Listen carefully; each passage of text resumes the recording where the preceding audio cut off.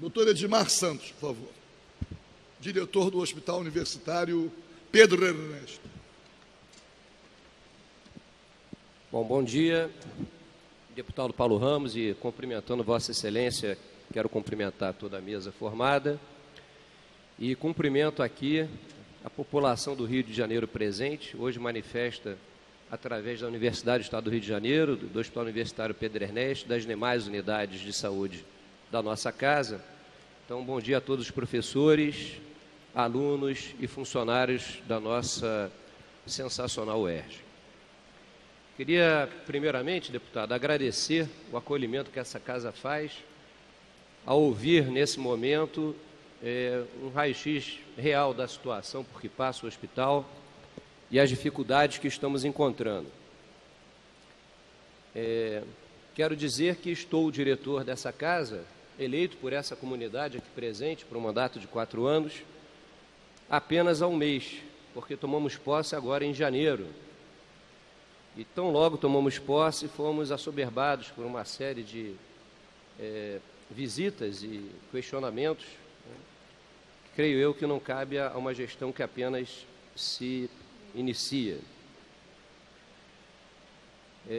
Para falar do problema, eu queria primeiro contextualizar que hospital é esse, e eu não posso falar do Hospital Universitário Pedro Ernesto sem associar a comunidade assistencial à nossa Policlínica Piquet Carneiro, cujos representantes da direção também estão presentes nesse plenário, e a Universidade Estadual do Rio de Janeiro, porque diretamente 12 unidades acadêmicas têm, nesses 2 espaços, seus cenários de prática para a formação de recursos humanos, talvez vocação mais importante dessa casa, além da produção de novos conhecimentos através da pesquisa.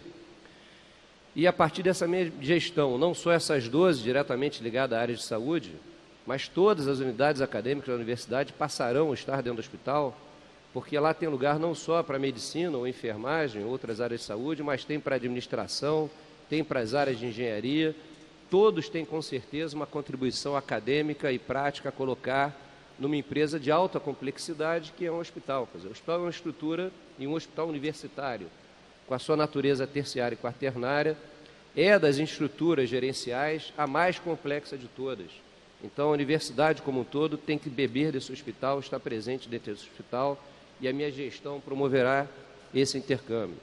Ou seja, as amarras desse hospital à sua universidade são muito maiores do que possa querer qualquer diretor. Elas estão e continuarão a estar, após esse diretor, absolutamente fixas e interdependentes. Mas falando um pouco mais do problema que está em voga, que é o Hospital Universitário Pedro Ernesto, esse hospital é um hospital que tem 65 anos, tem 500 leitos para poder atender a nossa população, e o que ele faz de diferente, de próprio, de característica primordial, é a preparação de recursos humanos na área de saúde para atender toda a demanda do nosso Estado e também do nosso país, visto que vários serviços prestados aqui são prestados, às vezes, em poucas unidades de toda a federação. Vamos traduzir um pouco em números, né? O que são exatamente esse papel de formador de mão de obra? Eu estou falando, senhor deputado,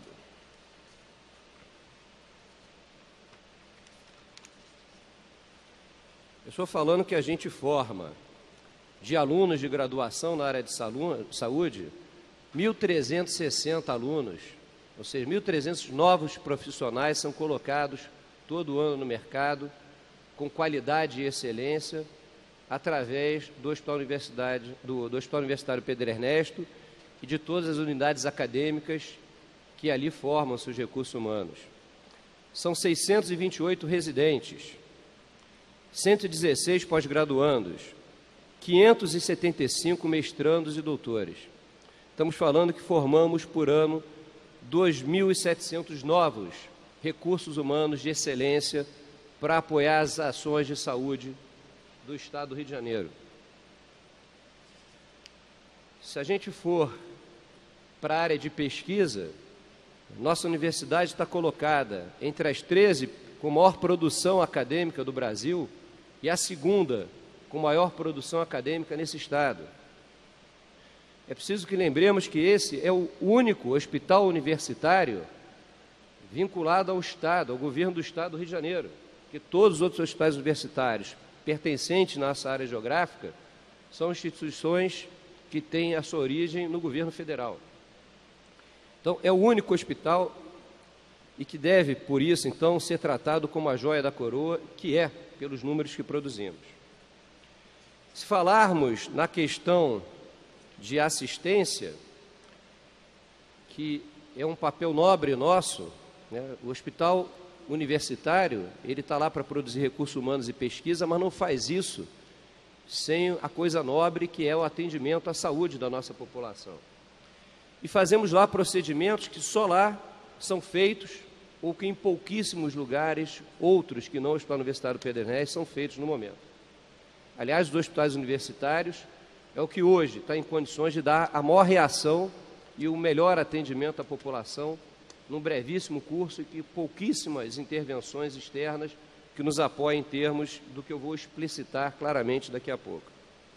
Mas só para dar mais alguns números de 2015 em termos de atendimento, já em vigência da crise, já com a intermitência do pagamento das empresas terceirizadas, serviços como limpeza, segurança, alimentação, lavanderia, entre outros, o hospital produziu 9.500 internações, sendo 4.200 delas cirúrgicas, produziu mais de 213 mil consultas ambulatoriais, 42 mil delas relacionadas diretamente ao tratamento do câncer, que é um dos gargalos de atendimento da rede de saúde do Estado do Rio de Janeiro, como é também a questão dos transplantes. Produziu só de quimioterapia 8 mil procedimentos e é uma das poucas unidades do Rio que está aparelhada com uma radioterapia funcionante plenamente em 3 turnos e já tem estrutura física para receber um segundo equipamento que já está lá destinado pelo Ministério da Saúde. Aguardamos a chegada desse equipamento ansiosamente para dobrar nossa capacidade de atendimento à radioterapia no Estado do Rio de Janeiro. Realizamos, entre exames laboratoriais e radiológicos, mais de 1.150.000 exames no ano passado. Estamos falando do ano de crise, no ano que já não nos deixaram trabalhar da forma plena que poderíamos. Esses são alguns números do que é esse Hospital Universitário do Rio de Janeiro. Alguns dizem que somos caros e ineficientes. Primeira coisa que quero deixar claro é que não gastamos nada além do orçamento que estava aprovado e previsto para o ano passado. Nem um centavo a mais foi gasto ou solicitado. Mas gastamos tudo que foi dado, e de forma bem aplicada. Do custeio que nós temos, parte vem para custeio do hospital, parte desse orçamento da fonte 00, que vem pelo Fundo Estadual de Saúde, ele é desmembrado basicamente em grupo de despesas, que é para pagamento dos nossos estatutários, e grupo de despesa para custeio do hospital.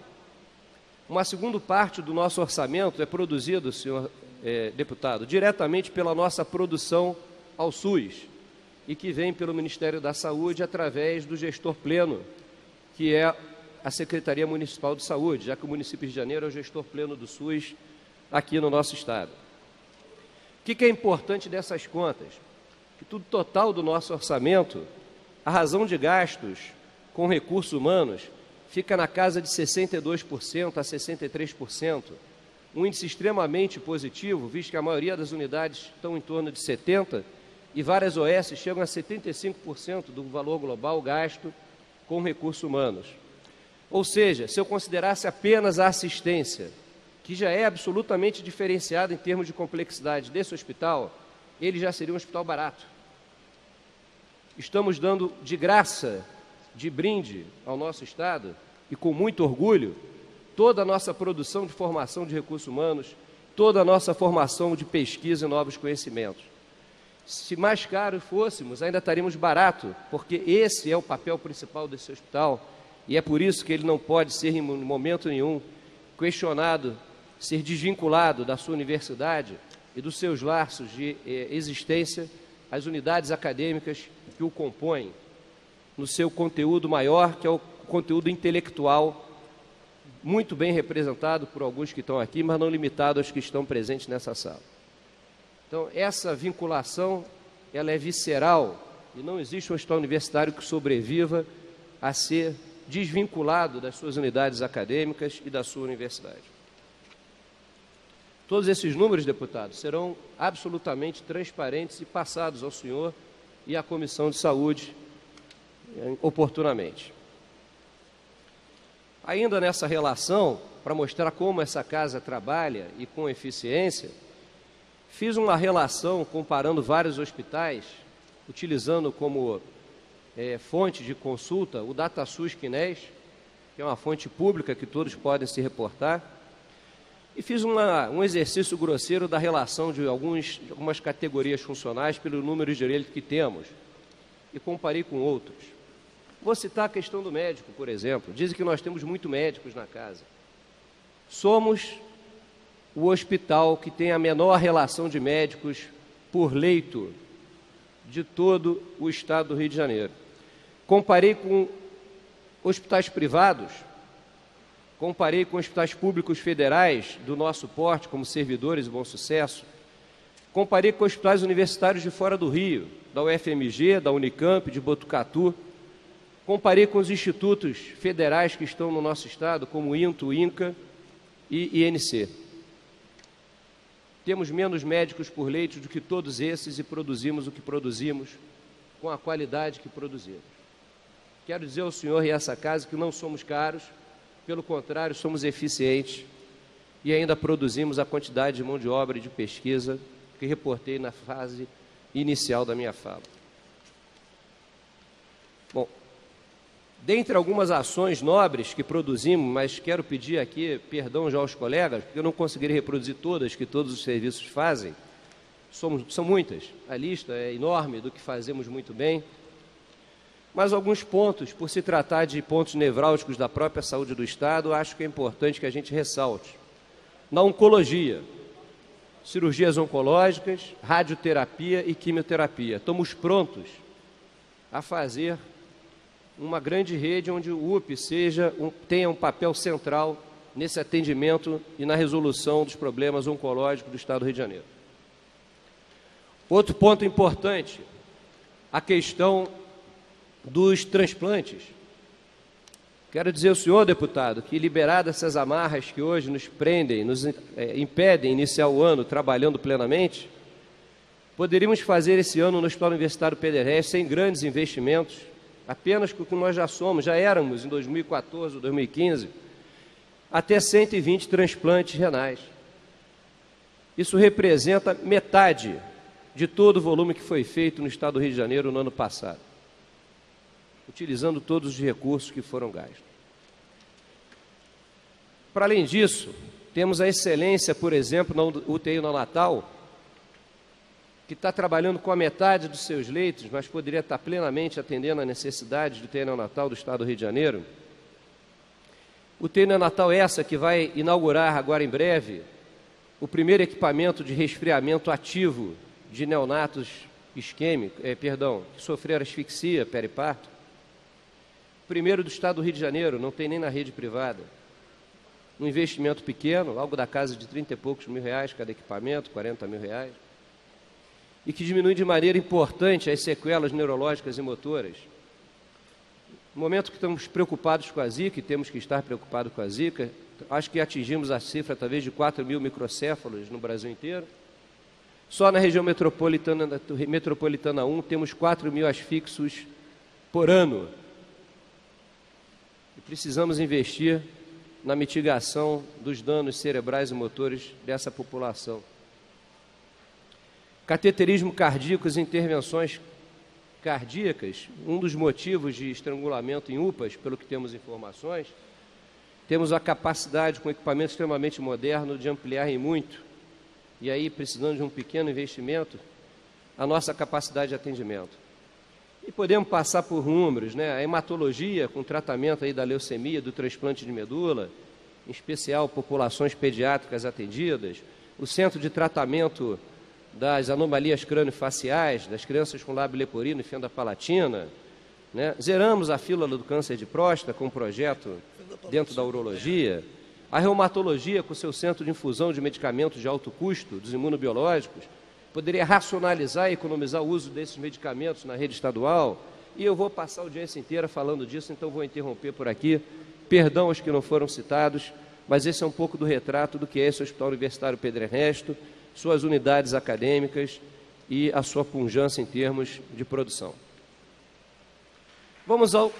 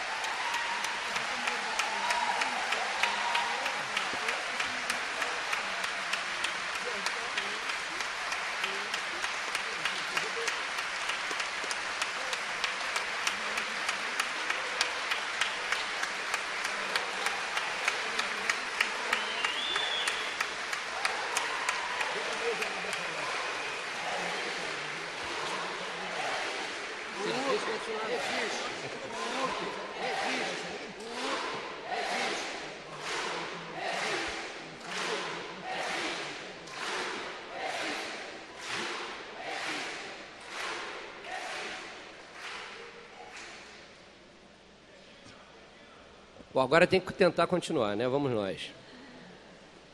Quero agradecer nesse momento especial essa união da nossa casa. Tem sido absolutamente emocionante e quero dizer que a força para superar todo esse momento inicial é ver a casa absolutamente unida, e não só nós docentes, né? Eu estou apenas um mês diretor, mas estou professor dessa casa e sou professor dessa casa e morrerei professor dessa casa desde 1998. Está sendo realmente emocionante, um vigor adicional, essa mobilização, essa presença de vocês. Eu quero fazer esse agradecimento público, apesar de já ter feito por outros canais, mas a gente não pode desperdiçar uma oportunidade como essa. Muito obrigado.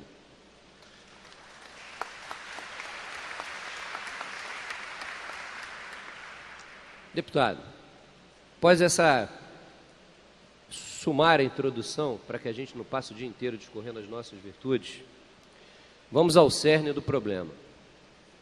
E, a seguir, o que eu acredito que é muito pouco para a solução dessa fase aguda.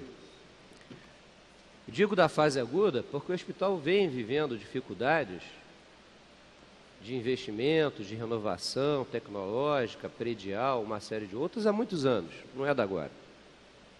Precisaremos do apoio dessa casa para intervenções mais duradouras de médio e longo prazo. Nosso compromisso, e vou me dar o direito a falar, inclusive pela legitimidade dos aplausos, em nome de todos os presentes, é que essa casa dará resposta. Teremos um hospital universitário estadual que não ficará devendo nada a nenhum do país. Não existe um motivo para que isso não tenha acontecido até agora. E eu quero dizer ao senhor, à frente desse grupo, darei essa resposta se essa casa, se a Assembleia Legislativa do Estado do Rio de Janeiro nos der o voto de confiança. O problema principal que passamos agora tem a ver com o não pagamento das empresas terceirizadas que prestam serviço para a gente. E eu não vou ficar repetindo todas, todo momento, mas passa, obviamente, por limpeza, segurança, lavanderia, nutrição e outras. Que difere um pouco de uma para outra, mas é um atraso entre 4 e 7 meses, dependendo de qual empresa. E a gente quer entender que isso causa muita dificuldade, inclusive às empresas. Eu cheguei agora em janeiro, eu não vou fazer uma discussão do para trás. Vou apenas reportar historicamente o que aconteceu. Dos aproximadamente 97 milhões de custeio que vem pela fonte FES, fonte 00, do Tesouro Estadual, do ano passado, para todo ele tivemos cota financeira, todo ele desempenhamos e emitimos PDs. Mas aproximadamente 38 milhões desse valor, grosseiramente em torno de 5/12 do montante total, só foi liberado em dezembro. É difícil fazer uma gestão moderna, profissional e eficiente, com um fluxo de caixa tão intermitente. Mas chegou. Temos que falar que chegou. Então, todo o orçamento foi legitimado por cota financeira, empenhamos tudo, emitimos todas as PDs. O que veio após isso foi que não houve a transferência efetiva do Tesouro Estadual para a conta das empresas terceirizadas. Então, essa etapa não diz respeito mais ao ERJ, muito menos ao diretor do hospital. Mas não foi feito. Agora, em fevereiro, com um esforço importante da Secretaria de Ciência e Tecnologia, tem sido muito presente ao longo de toda essa trajetória inicial que nós vemos enfrentando esses problemas, tivemos o pagamento de uma dessas parcelas pendentes, que deu um pequeno fôlego, mas não resolve o problema. Esse processo criou um processo de asfixia na produção do hospital. Não produzimos não porque não queremos, não porque não somos capazes de nos gerir, não porque não queremos trabalhar, não produzimos porque não nos deixaram produzir. E isso tem consequências. Tem consequências porque boa parte do nosso orçamento, em relação ao custeio, 1/3 do total do nosso orçamento, vem da nossa produção direta ao SUS. Impedidos de produzir, temos um comprometimento grande do orçamento para financiar o nosso custeio. Isso representou uma queda de 6 a 8 milhões comparado à produção de 2014. E eu não estou fazendo cálculo aqui de inflação. Estamos desabastecidos de vários itens, absolutamente zerados no momento e insuficientes dentro dos próximos 3 a 4 meses.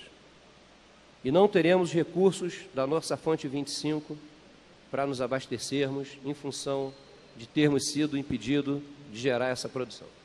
É preciso que esses dois aspectos sejam muito claros. A raiz é o não pagamento regular das terceirizadas, mas gera uma outra consequência muito importante e que nos impedirá, se ficarmos sós, de abrirmos a porta plenamente de um dia para o outro.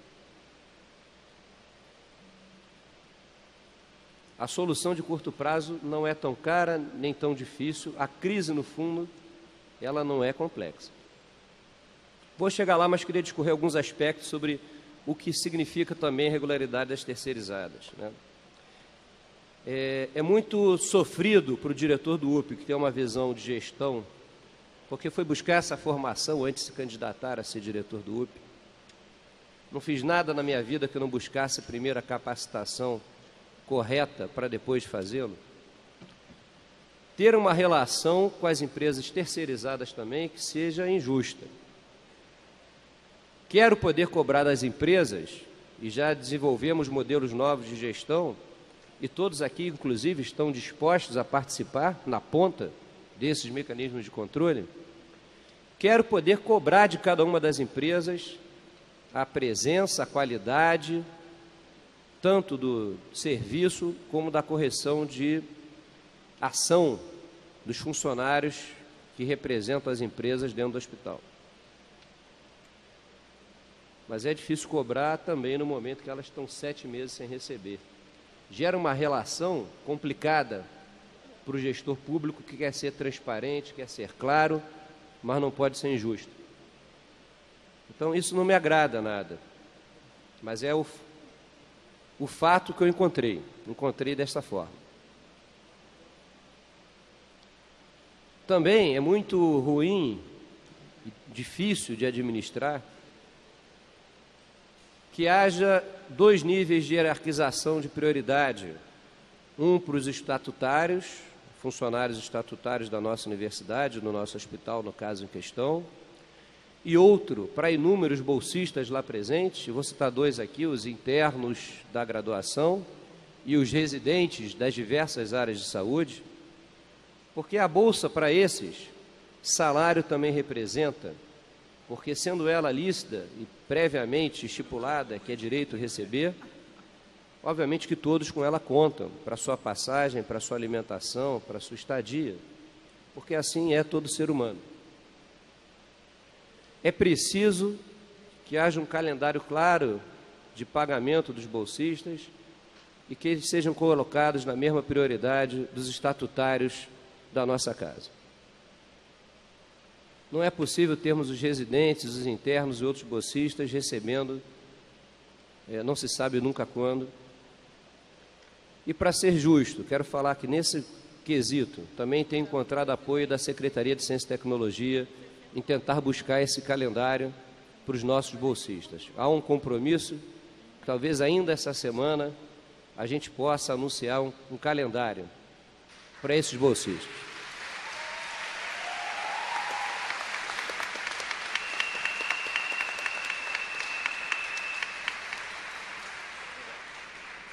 Então, para finalizar essa fase inicial de oratória e ficando à disposição para complementação, qual é de forma muito objetiva e quanto custa sair da crise aguda, reabrir imediatamente 350 leitos do nosso hospital e tentar chegar ao final do ano com pelo menos 400 leitos funcionando?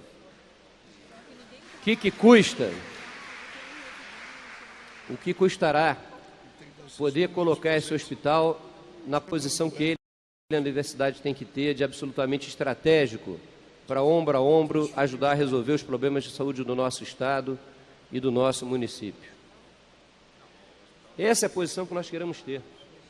Quer dizer, a discussão da presença do diretor do Hospital Universitário Pedro Ernesto nesse momento, por sermos acadêmicos, por sermos quem produz pesquisa e conhecimento, é estar junto aos outros órgãos e instâncias do Estado, ajudando na solução da crise. E assim eu me coloco inteiramente à disposição dessa casa e do Estado do Rio de Janeiro para ajudarmos nas soluções da saúde desse nosso Estado. Custa o seguinte, senhor deputado. Eu acho que a dívida passada, cada empresa vai brigar pela solução dela com quem está devendo, né? Não somos nós. Mas é preciso que a gente estabeleça uma regularidade no pagamento dessas terceirizadas daqui para frente. É inadmissível que eu tenha que amanhecer, como o dia de hoje, com 170 pacientes internados no hospital e, na dúvida, se teria quem distribuísse a alimentação para esses 170 pacientes. Eu vivi isso cada um desses primeiros dias de gestão. Eu nunca sei no dia seguinte se terei limpeza, manutenção, alimentação, rouparia. E tenho que me ser, apesar da profissão de origem ser anestesista, eu brinco que eu não sou mágico, sou apenas anestesista. Mas eu tenho que ter me virado em mágico todos esses primeiros dias de gestão para poder fazer que a solução apareça para o dia seguinte, como apareceu de ontem para hoje. E com a luta brava do nosso lá diretor de nutrição, o nosso querido Renato, mas como tem sido com a participação de todos. Mas não podemos ter 170 pacientes ou querer ter 350 e 400 e não sabermos se no dia seguinte teremos alimentação ou não. Essa situação, quero dizer ao senhor, está insuportável. Insuportável. Não é possível que trabalhemos dentro desse nível por imposição externa e queiram atribuir a gente dificuldades de gestão.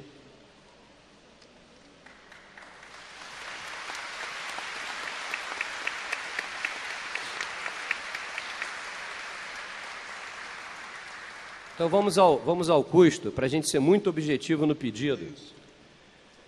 A regularização do pagamento das terceirizadas em contrato com vigência na universidade para atendimento ao Hospital Universitário Pedro Ernesto custa, em média, porque alguns serviços dependem da demanda, R$ 4.570.000. Vamos arredondar, são 5 milhões por mês a serem garantidos como pagamento regular às terceirizadas daqui para frente, para que eu possa dar ordem de abrirmos nosso hospital com 350 leitos. Agora, falei muito claramente, isso nos custou o desabastecimento. Abastecer plenamente o hospital, para que ele possa abrir plenamente, significa um investimento de 4,5 milhões de reais. Estamos falando que se tiver um investimento de apenas 4,5 milhões para reabastecer, porque a nossa queda de produção foi de 8, hein? Não estou pedindo nem a recomposição dos 8 que nós não pudemos faturar. Com 4,5 milhões, nós conseguimos abastecer o hospital, garantindo a regularidade das terceirizadas daqui para frente, nós abriremos imediatamente essa casa com o apoio de todos que aqui estão, com 350 leitos, de forma imediata. E com isso eu encerro minha fala, deputado, agradecendo mais uma vez a oportunidade de apresentar a todos nossos números de forma transparente e, acredito eu, absolutamente contundente. Muito obrigado.